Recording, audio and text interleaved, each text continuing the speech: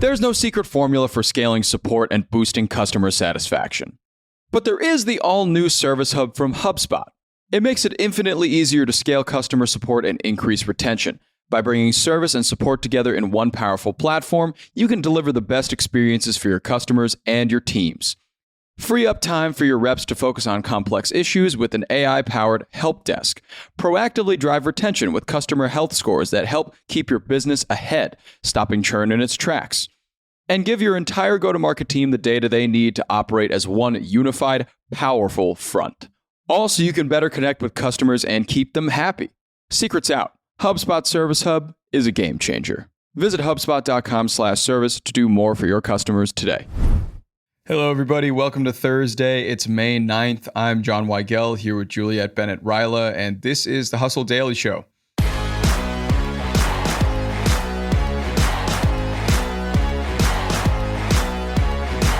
If you're a guy looking for some relationship advice, look no further than an emotionally perturbed AI girlfriend. Angry Girlfriend is a new AI-powered app that simulates arguments and issues in relationships for men. The goal here seems to be to train men to be more emotionally intelligent, but how does it work, and is there a price tag on it? We'll chat more about that in a bit, but first let's give you the hits and headlines in business and tech. To start us off, FTX Payday is coming soon. The fallen crypto exchange said its customers will get all their money back. The firm's bankruptcy lawyers have rounded up $16.3 billion in assets to repay the company's around $11 billion in debt. Next, Panera Bread is finally discontinuing its charged sips drinks. The beverages, which are linked to 2 wrongful death lawsuits, contain 155 to 302 milligrams of caffeine. That's a lot of caffeine, Juliet. That is too much, frankly. I'm glad that they are discontinuing this drink. It was more trouble than it was worth, frankly. Yeah, when your drinks are potentially causing life or death situations, probably good to pull them. Mm-hmm. Keep the bread bowls, though, at least. Yeah, bread rolls, fantastic. You know, that's great. It feels very like a good, like Ren Fair food, a bread bowl. Yes, very Ren Fair. Very hearty. Yes. But nobody needs that kind of lemonade. I don't know if you saw yesterday. This is our second Panera story of the week, actually. Oh. Catherine and I talked about a Panera hat that was released. It's a bread hat. You can buy it for $21. It's sold out, but maybe they'll have some more in stock soon. But it's a little bread bowl on your head with ostrich feathers. Okay. That also sounds very comforting and warm. Next up, Steward Healthcare, which owns 31 hospitals in the U.S., filed for bankruptcy protection and put all of its facilities up for sale to cover a $9 billion debt cost. Over to the coffee world, scientists made cold brew in 3 minutes, a process that typically takes 12 to 24 hours using an ultrasonic reactor. Study author Francisco Trujillo plans to license the tech to coffee maker companies. And finally, Norwegian Cruise Line and Bare Naked Necessities are partnering on the Big Nude Boat. It's an 11-day, 2,300 passenger nude cruise around the Caribbean. Passengers can't put bare butts on seats or wear, quote, extensive genital jewelry. Great. So what are your thoughts on this, Juliet? Naked cruise. For me personally, nightmare scenario. For someone who enjoys being naked, great for them. You mentioned the rule against excessive genital jewelry, which I think is interesting because as I was reading the article about this, they're being very clear in that this is not a sexy cruise. It's just a naked cruise. Just a naked cruise. So, yeah. You don't need to be decorating any particular parts or, drawing attention anywhere. It's a come as you are situation. Yeah, just 2,300 people. I mean, that's the capacity. We don't know if 2,300 people will sign on for this. But yeah, just 2,300 people stuck on a boat for 11 days naked. One man's nightmare, I guess, is another man's totally free expression time. Yeah, sounds like a horror movie to me too. Yeah, can you imagine Triangle of Sadness, but everyone had to be naked because it was a nude cruise? Wow. Oh, terrible. Oh, no. Have we invented a genre? Yeah, I'm calling Blumhouse right now.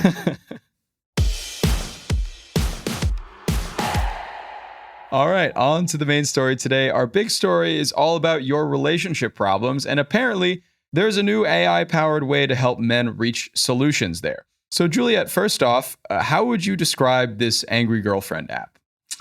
Well, apparently it is an AI-powered relationship simulator where, let's say you are a straight man or a man who dates women, and you are going to have a gamified version of your relationship with this AI bot. It's going to simulate common arguments and conflicts that people get into when they're in a relationship. It reminds me actually a lot of that test that they give people in Blade Runner, that they give replicants in Blade Runner to prove that they're robots. Yes. Where it's like a turtle is lying on its back. Do you flip it over? But instead of that, it's here's an example. Your girlfriend and mother fall into a river at the same time. You save your mother first. Your girlfriend is very angry. So now you have to practice with the bot what you might say to your girlfriend by choosing to save your mother from the river first. So this sounds very familiar to a lot of relationship simulators that already exist in gaming, but it sounds like this is a bit more based in somewhat reality in that you have an argument to work through every time in this game. The idea of saving your girlfriend over your elderly mother in a river, though, that's an interesting dichotomy there. Yeah, I feel like, to be honest, I feel like it's not a great example because I don't think that's a common conflict. I don't think there's a lot of people who are having simultaneously mom and girlfriend falling in a river situations. Right. But I think when it's like, common conflicts that I think about in relationships that come up a lot are like, you didn't do your chores, or I'm doing more chores than you, or, finances. How do you balance your finances with another person? Who pays for what when? I mean, I feel like my married friends are always getting in fights about chores, or you're always on your phone, or dirty dishes. Yeah. When are we going to have a date night that isn't sitting here eating pizza? I mean, it's great. But after the pandemic, I think we want a little more than that. So yeah, want to go out a little more. Are there any other features on this app too, other than this game? So apparently, in addition to the game, which, by the way, if you're trying to do the girlfriend mom in the river thing, you have 10 attempts to say the right thing and you get scored on that. Wow. It'll give you a 0 if you're like, wow, you said literally all the wrong things, and 100 if you successfully navigate that conversation. Okay. There's also an AI chatbot that can answer very specific questions. So, if your girlfriend is mad about something, I don't know, let's say you forgot to walk the dog. You can type that in and kind of get some advice on how you might handle that situation. Yeah. Mm-hmm. Now, this is an interesting new application of AI to use it in terms of trying to get, in this case, specifically men to be more emotionally intelligent or understand more about their partners. Mm-hmm. So do you know why this was created?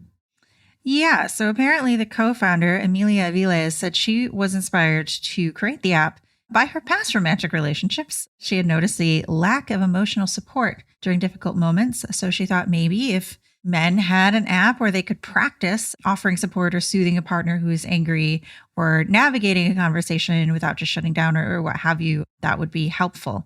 Mm-hmm. So, necessity being the mother of invention, I suppose, is why we have this thing. I guess so. And does it cost money? Do you have to subscribe to a thing? Is it a free use? There are a couple limited scenarios and options for free if people really want to go check it out right now. It's built on a ChatGPT 4, so, it should be pretty familiar. If you want more, it's either $7 a week or $20 a month. Wow. Okay.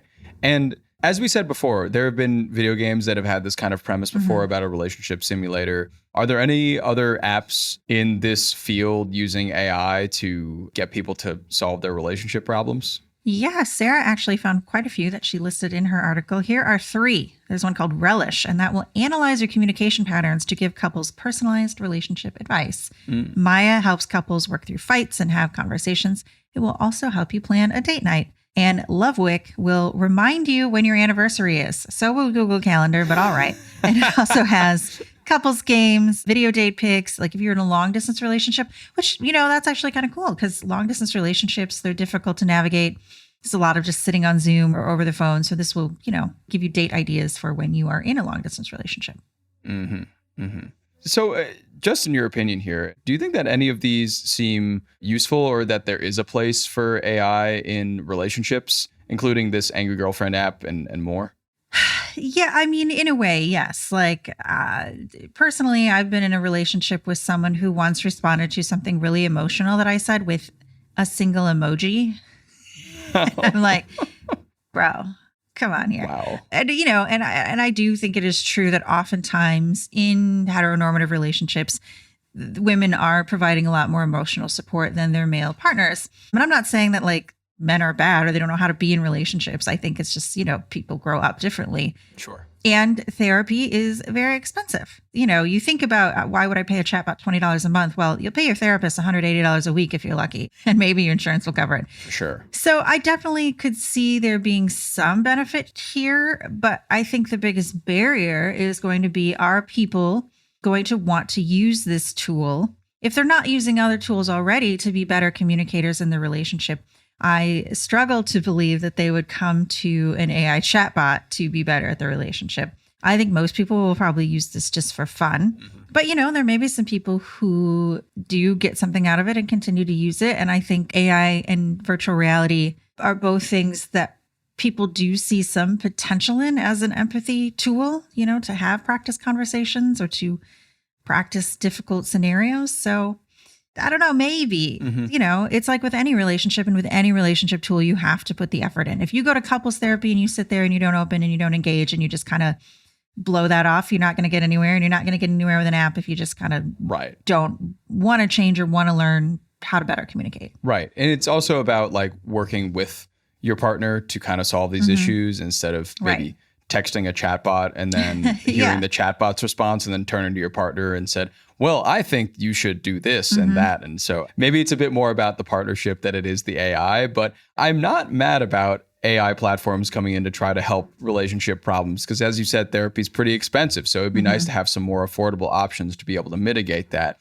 But it's just the idea of like if both of you are doing it together versus separately and, how you each have your own opinions about how the other operates. It's dicey. Yeah, because at the end of the day, your girlfriend's not a bot. And there may be a very specific thing that you do when you communicate with someone, and this applies to anyone of any gender, where, you're kind of hung up on something. Maybe you use a lot of I statements or whatever. Like, you can definitely have practice conversations with a bot, but I think at the end of the day, you're going to have to really focus on like, what is it that I need to do in this specific relationship with this actual person?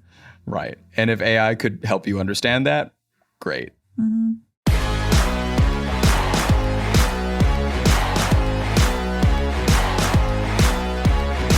All right, and that'll do it for us today. Thanks for tuning into the Hustle Daily Show. We're a proud part of the HubSpot Podcast Network. Our editor today is Robert Hartwig, and our executive producer is Darren Clark. We've got a lot more tech and business coverage in our newsletter. If you're not subscribed, go get yourself signed up at thehustle.co/email, and we'll see you tomorrow.